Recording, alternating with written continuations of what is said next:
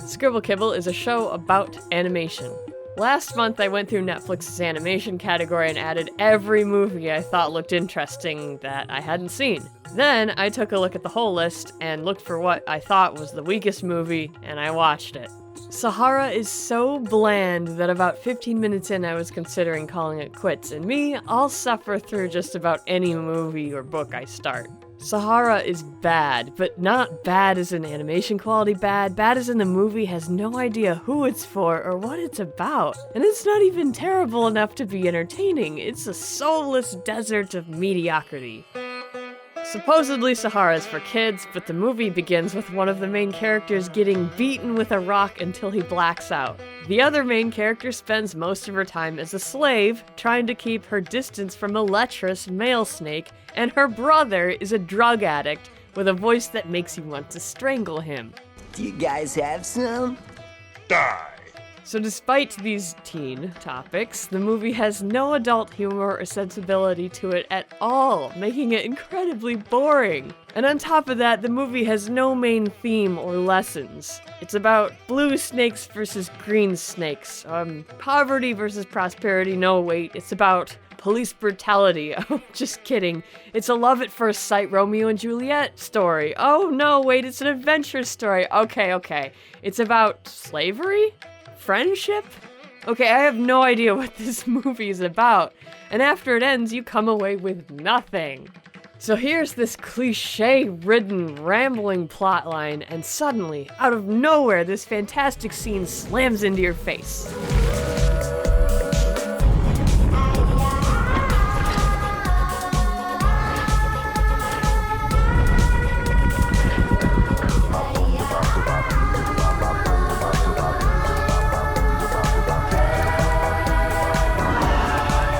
What this is even doing here, I have no idea, but it's absolutely amazing and I love it.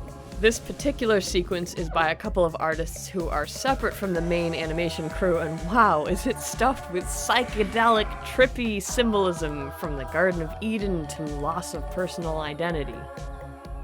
At first glance, the animation looks to be 2D because it starts with painted 2D illustrations. The swirling snakeskin pattern in the background is 2D also, it's just doused with blur and color effects. You can actually see the pattern when it shows up again here in blue. The waveforms that come next are hand animated and probably have a wave warp effect applied to them. But it's here at the frame-by-frame paint splashes where things get interesting, because these animations are mapped onto a 3D environment, which turns out to be this snake.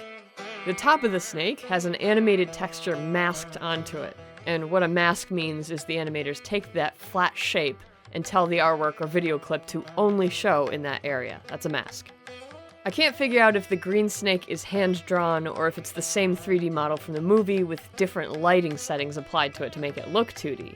The accuracy of the head shape and the body pattern suggests it's 3D, although technically you can accomplish the same thing by animating a still painting, here's an animated painting, or by rotoscoping drawing on top of a raw 3D animation, or by being a perfectionist at staying on model when drawing the character.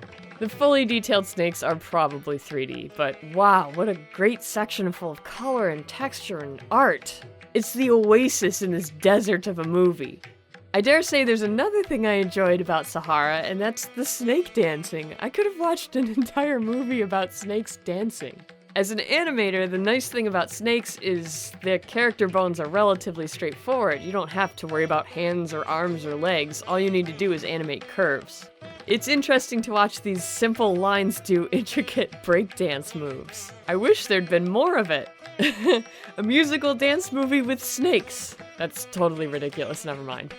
What I'm trying to do, though, is reimagine the movie. There's an exercise you can do to get better at writing stories, which is take a movie or book you didn't like, figure out what about it is good and keep it, and then figure out what's bad and you would change to make it work.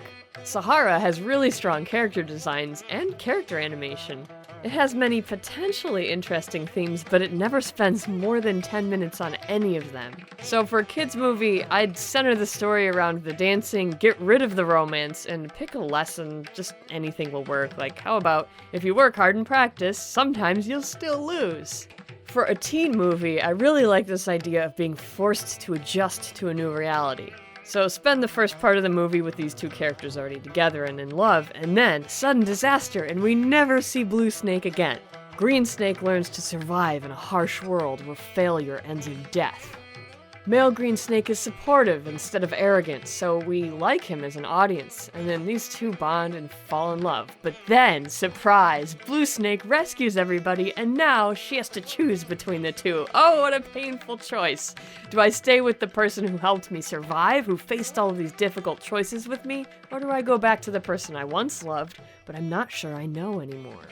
Hey, if you want to make a brutal Hunger Games level story, make all of the characters humans, and the turning point is when the young woman is kidnapped and plunged into a world of human trafficking.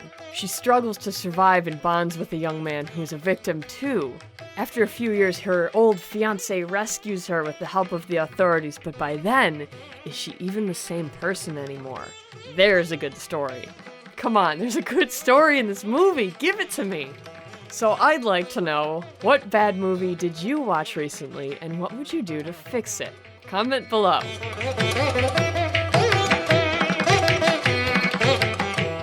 During the Here's the Plan episode, I asked what your life plans were. Here are some of your responses.